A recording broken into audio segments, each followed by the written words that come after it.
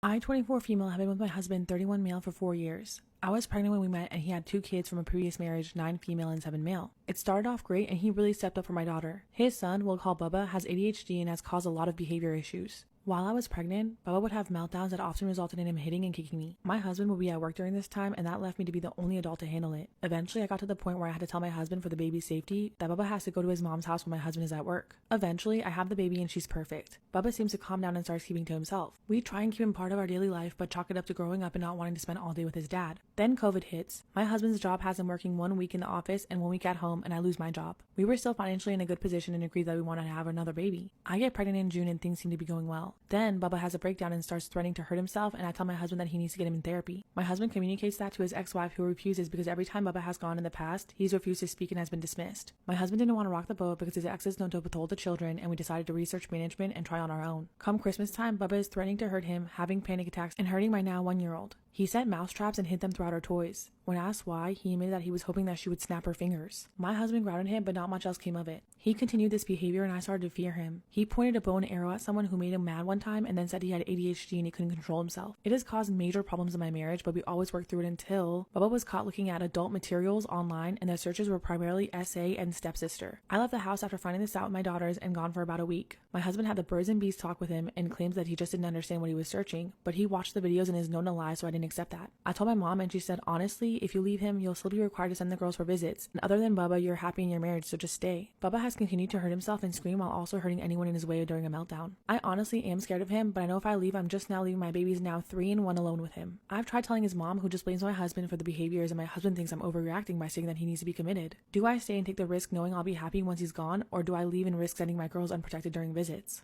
I don't know what to do. Please help.